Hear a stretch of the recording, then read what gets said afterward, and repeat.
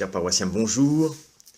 Avec cette journée qui commence ensoleillée, je vais vous partager le message que j'ai lu de manière assez émue à la fin de la messe dimanche dernier à Nort-sur-Erdre avec quelques paroissiens qui étaient présents.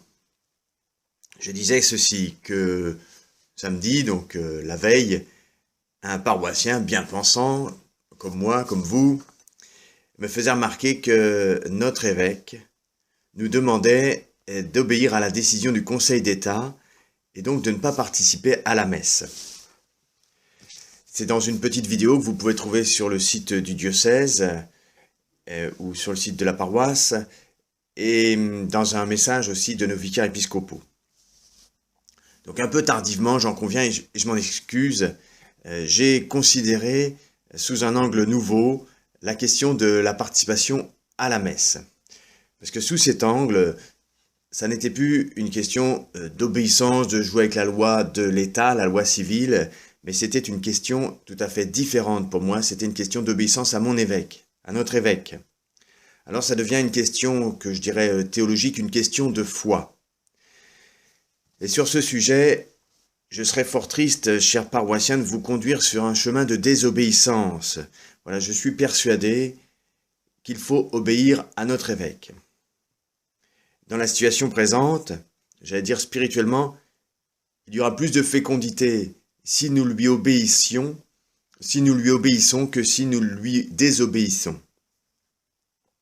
Voilà, c'est pour moi le principe de l'obéissance à l'Église qui nous concerne tous en tant que catholiques. Sinon, dans un raccourci un petit peu simple peut-être, je dirais que nous devenons protestants quand nous faisons une religion à notre manière. Et alors à ce moment-là, comme Monseigneur Lefebvre peut-être, comme Luther peut-être aussi, à ce moment-là, nous ne sommes plus assurés de recevoir la foi et les grâces par une église qui nous vient d'ailleurs, quoi. On fait une église à notre mesure. Or, pour moi, le souci est bien de rester fidèle à une église qui est celle de Jésus-Christ et pas la mienne, bien sûr.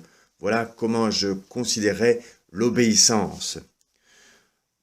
Ces jours-ci, depuis longtemps déjà, je lis les écrits du père Henri de Lubac, qui n'avait, je trouve, dans tous ses écrits, qu'un souci, c'était d'être dans le sein de l'Église.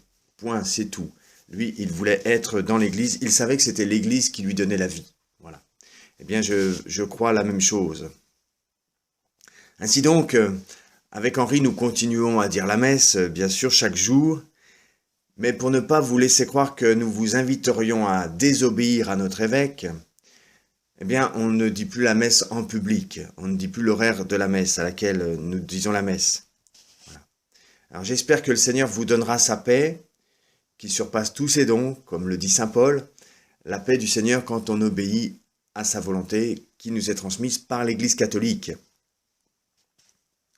Alors hier, lundi, avec Henri, nous avons donc célébré la messe tous les deux. Et je conviens qu'il était assez étrange de célébrer la messe presque en cachette de mes paroissiens, par obéissance à mon évêque. Alors quand je dis étrange, je veux dire douloureux, incompréhensible et un peu dans la nuit. J'ajoute que le Conseil d'État, à qui notre évêque nous invite à obéir, n'a pas interdit les prêtres de se déplacer. Donc, je me déplace encore avec ma petite voiture ou mon petit scooter.